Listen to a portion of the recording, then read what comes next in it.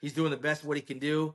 As an Olympia representative, he couldn't get my vote. I couldn't go there.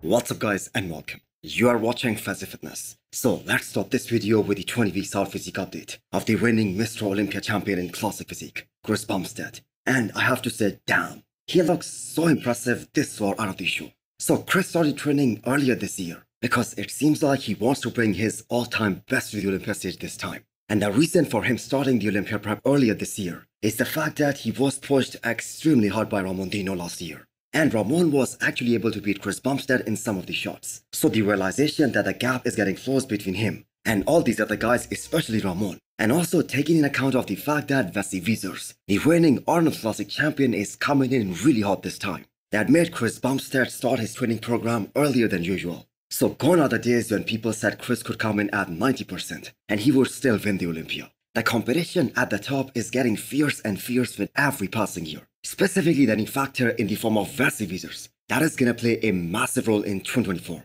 So this will be the first time Chris Bumstead will be standing next to a guy who is arguably bigger than him and taller than him. Because we just saw at this past Arnold, the kind of size, the kind of mass Vasily Vizers have, he can't make anyone look small. So Chris has won the Olympia title 5 times already. And you never know, this might be his last one, and he would want nothing more but to retire undefeated at the top of the game. So at this point for C-Bum, it is all about staying injury-free throughout this prep. Because I think we can all agree that him at his absolute best, that is the best physique in classic physique division. And that is next to impossible to beat.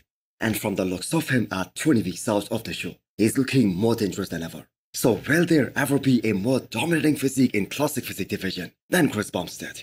I have to say that is highly unlikely. He is, after all, a different breed. That man is just built different. Not to mention his social media popularity. He's arguably one of the most famous guys in the bodybuilding history after, I have to say, Arnold Schwarzenegger. The reigning 212 Mr. Olympia champion, Keone Pearson, is starting his prep in just one more week time. And I have no idea how his main competition is going to be feeling right now, especially after watching his recent off-season update, sitting close to 230 pounds, with such an unbelievable body composition. So let's just put things in perspective. Looking at this picture of him with Joan Pradells, and keep in mind, Juan is an open guy who is currently in prep, versus Keone Pearson at the peak of his off-season point. Does Keone even look like a 212 guy here? The illusion that he is able to create is so damn unique. And it's so reminiscent of what men's Open Olympia champion Derek Lunsford is able to create on the stage. And that is why Keone said he wants to get compared to Derek once he is done winning a few times in 212 class. Because he did mention it in the past, that he wants to end his career in the men's Open. And we might see him compete in the Open division as soon as the Arnold 2025. So they say nobody is really unbeatable. But the way Keone has been looking all this year, I have no idea what's anyone gonna bring to beat a shape like this one. So there is 100% guarantee that Keone is gonna look better than 2023. His hamstrings and the overall back is gonna be massively improved. And that is what the judges wanted him to do. That is what the judges wanted him to work on the most. I believe he is already untouchable in the front shots. And with the added density, he might create more distance between him and all his other competition, especially Shawn Ray.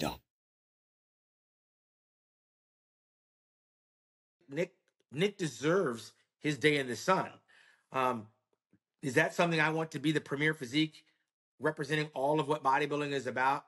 He would never get my vote. It has been a long time since we heard Shawn Ray talk about the current bodybuilding and where it's headed. So Bob Shicarello invited Shawn Ray on his show, Voice of Bodybuilding, on his YouTube channel. So after giving all the credit that Nick Walker deserves for winning the York Pro, so Shawn obviously isn't a judge, and his opinion only matters so much. But of course he is an opinion maker in bodybuilding. And as per him, Nick Walker should not represent the best physique on the planet Earth.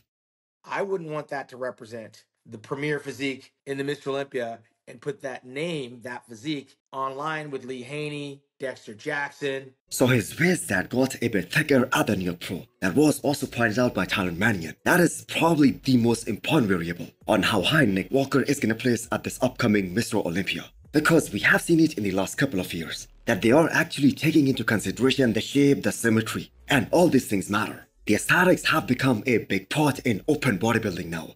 You know, all the guys that have been there before, and then you plop in Nick amongst those types of physiques that are complete from front to back, shapely, balanced, proportion, and we can't necessarily say all of those things about Nick. Nick's got a long career. And in an imaginary scenario, where Martin Fitzwater keeps getting bigger, keeps adding more size on his frame, while at the same time he's able to maintain his aesthetics, he might be able to beat Nick Walker in the future, considering how close it was between him and Nick at this past New York Pro. So I have a question for you guys. How would this New York Pro physique of Nick Walker would have done at the Olympia 2023? Could he have finished in the top 3? Could he have beaten Samson Dauda? Because he wasn't gonna win with this look. I think we can all agree, and even Nick Walker himself admitted, that he needs to make some adjustments before this year's Mr. Olympia in order to be a contender for the Olympia title this year. Mohammad Foda's recent pictures have been trending in almost every top bodybuilding page, and the ones that were posted by his coach Stefan, they were even more impressive. So we are waiting for him to make the announcement what show he's gonna do next, because he looks absolutely insane right now. The size has been added in all the white areas, and the waist has stayed exactly the same. And that I have to say is a really big win. And I have to say he paid the dues. He took his time with it, because Foda made his pro debut back in 2021 in Egypt at Cali Pro. And I have to say it was so far back that at that time Regan was actually beating all these guys, including Samson Dauda. And both these athletes were being coached by Milos Sarcev at that time. So the main feedback that was given to Mohammad Foda was to get bigger, was to put on more mass, and 3 years later, he should be really confident to enter most of the shows in the calendar year, and he should expect to win. So as of right now, we cannot really say how a perfectly peaked Mohammad Foda is gonna look like on the stage. Because last year when he competed at Romania Pro, that wasn't originally on the schedule, and they had to rush that prep. But still, he was really impressive. Even Samson Dauda mentioned him after that show, that he was most impressed with Mohammad Foda. So I think he should do at least 2 to 3 shows this year, and see where he lands against the top pros of current bodybuilding.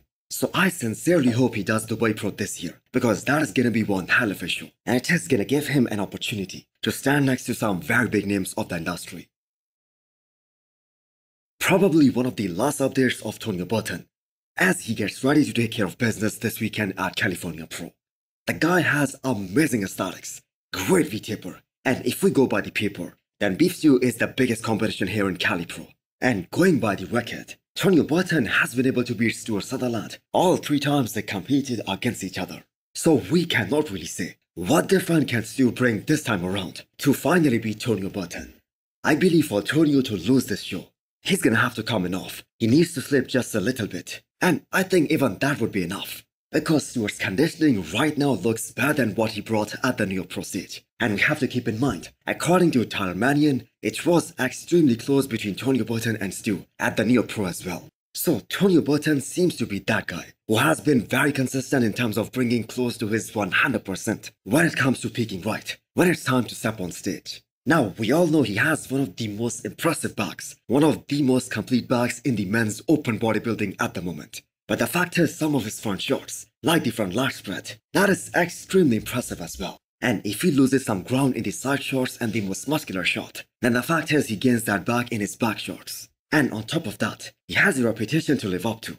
He was top 8 in the world last year, and Tonio should definitely win this show. So hit the thumbs up button if you liked the video, and smash the subscribe button if you wanna come back for more. Thanks for watching.